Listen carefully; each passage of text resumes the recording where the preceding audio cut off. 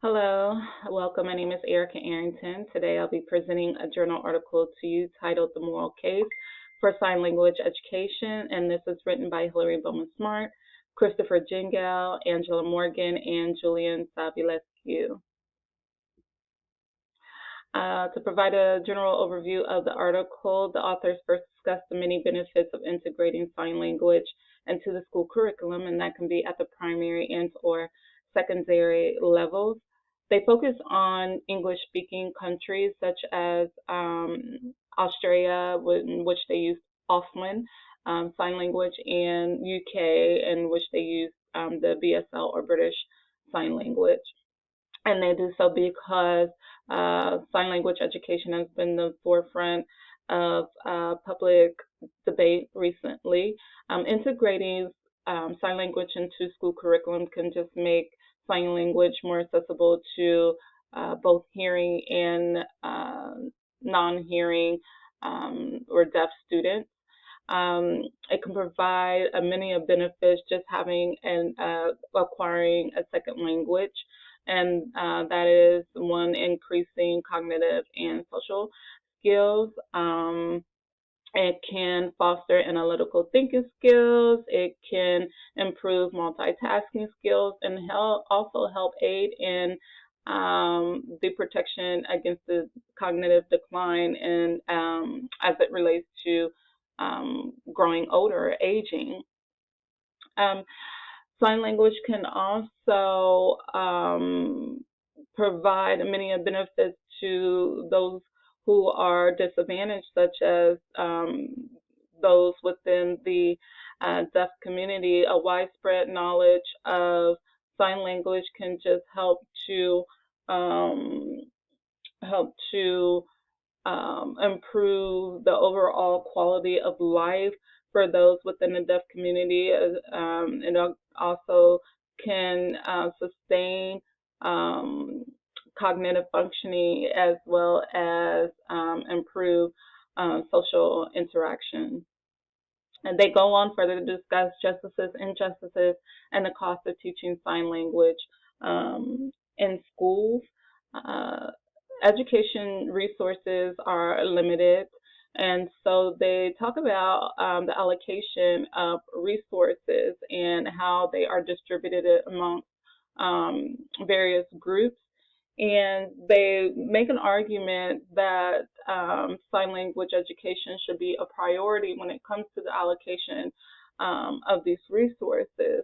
They argued that deafness intercepts with various marginalized groups, and that they are a linguistic minority.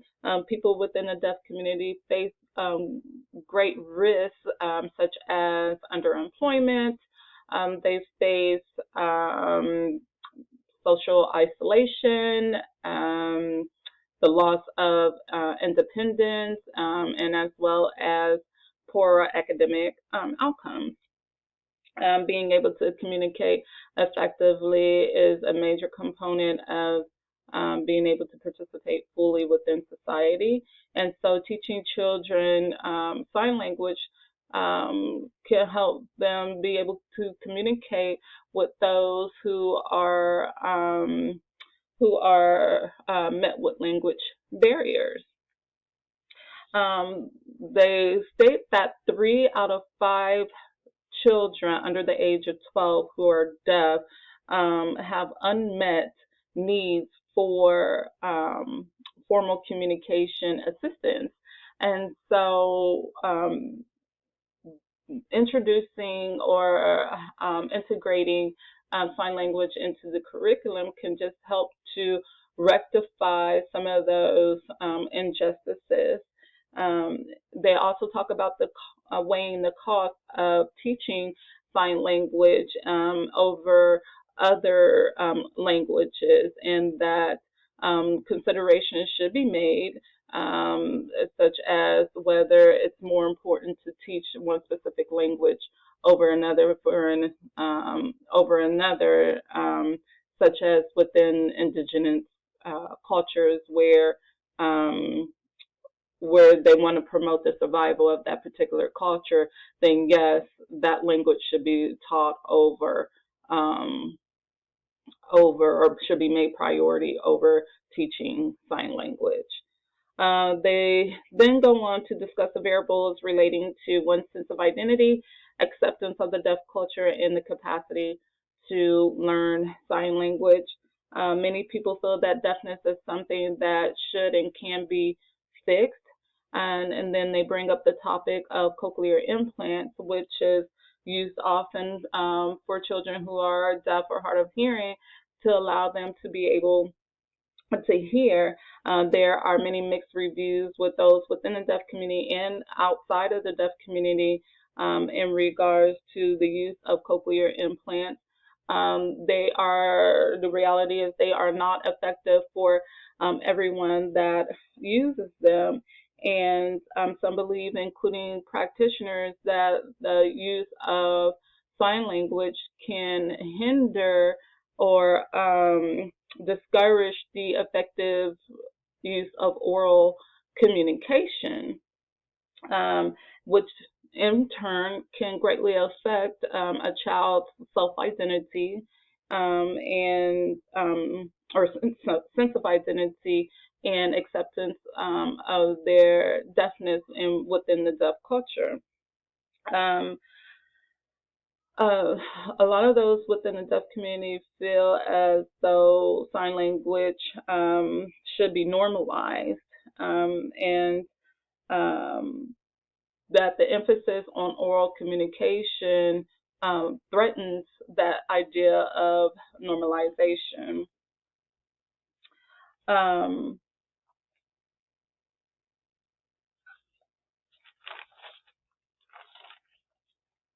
Teaching sign language will just overall help to increase the well-being of those within the deaf community. The author's perspectives and opinions. Sign language should be highly prioritized in the school curriculum, and once again, because it provides many benefits to individuals as well as to those who are hard of hearing or who are deaf. The widespread knowledge of sign language will help to eliminate some of the barriers and challenges that people within the deaf community face. Once again, the widespread knowledge of sign language just will allow more communication and social interactions amongst various groups and within those in the deaf community, and it would just help to allow them to be able to do things they wouldn't normally be able to do because they don't always have an interpreter there to help them. And so with more people knowing sign language and knowing about the culture, it would just be able to help meet some of those challenges or overcome some of those challenges.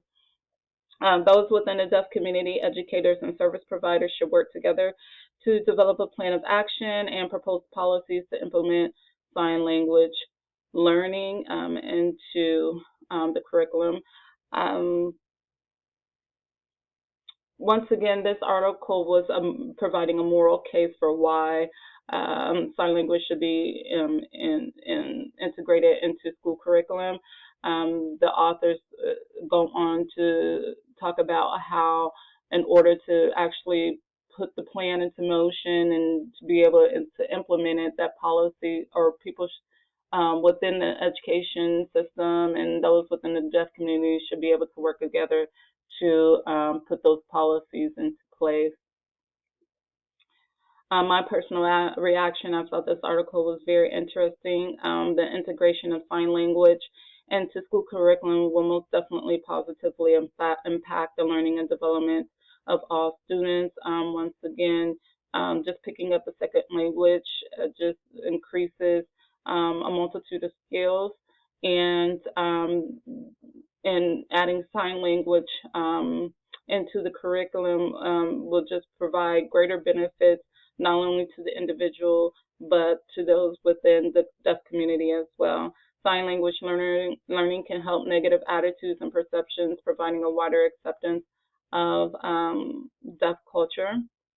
And then educators will be able to provide better support when addressing the learning needs of students who are deaf or hard of hearing. We want to be able to serve all of our students and ensure that they are able to succeed academically, and that does not exclude those who are deaf or hard of hearing.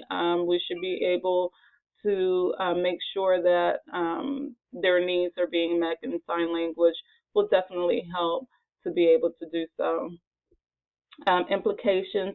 Integrating sign language into the curriculum can be a universal approach that will benefit many students around the world.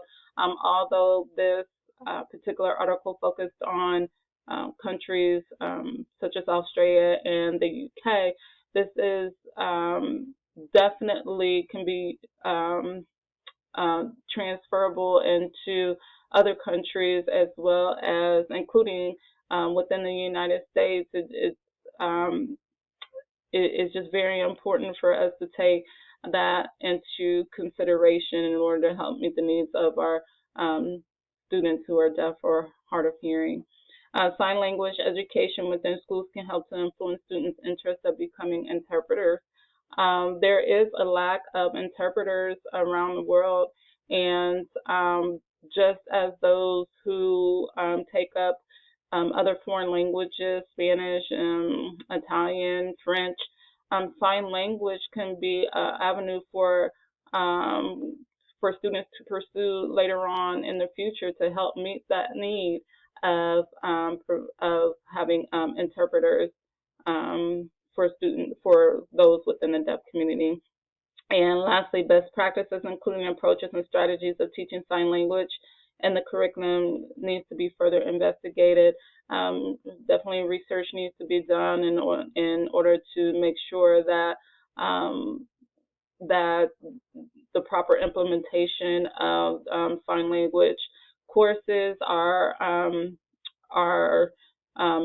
effectively integrated into the school curriculum, and that policies are in place to allow students to be able to learn sign language, as it will just benefit.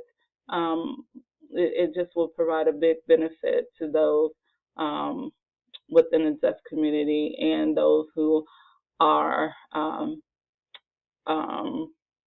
not deaf. And that is it for my article. Here's my reference. I thank you for joining me. I hope you found it interesting, and take care. Bye-bye.